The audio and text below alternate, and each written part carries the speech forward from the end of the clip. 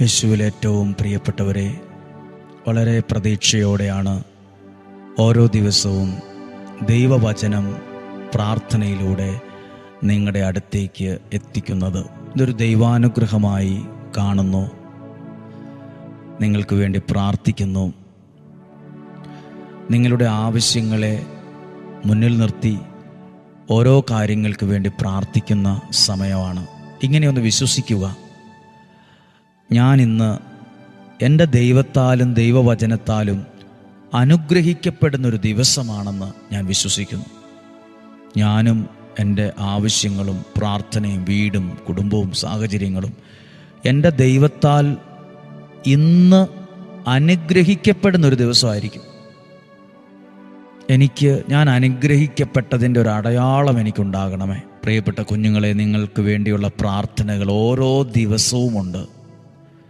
ഓരോ ദിവസവും നിങ്ങൾ കേൾക്കുന്ന വചനവും ഓരോ ദിവസവും നിങ്ങൾക്ക് കിട്ടുന്ന പ്രാർത്ഥനയും അനുഗ്രഹവും നിങ്ങളെ പടിപടിയായി വളരാനും ഉയരാനും കാരണമാവും.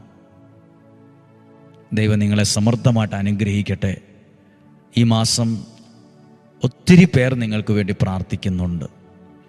ഈ ആലയത്തിലെ ശുശ്രൂഷകർ ഓരോ ദിവസവും നിങ്ങൾക്ക് വേണ്ടി പ്രാർത്ഥിക്കുന്നുണ്ട്. ഞങ്ങൾ നിങ്ങൾക്ക് വേണ്ടി കരങ്ങൾ ഉയർത്തുന്നുണ്ട്. ഞങ്ങളുടെ പ്രാർത്ഥനയിൽ നിങ്ങളെ കൂടി ചേർത്ത് നിർത്തുന്നു. ഇന്ന് പ്രതീക്ഷയോടെ പ്രാർത്ഥനയോടെ നമുക്ക് ഈ വചനങ്ങളെ കേൾക്കാം. പുറപ്പാട് പുസ്തകം 14-ാം അധ്യായം, അവിടെ കാണുന്ന ഒരു വ്യക്തിയാണ് ഫറവോ. 14-ാം അധ്യായത്തിൽ 2 പേരുണ്ട്, ഫറവോയും മോശയും. 2 പേരും 2 തരക്കാരാണ്, 2 സ്വഭാവക്കാരാണ്. മോശ ആരാണെന്ന് ആദ്യമേ പറയാം.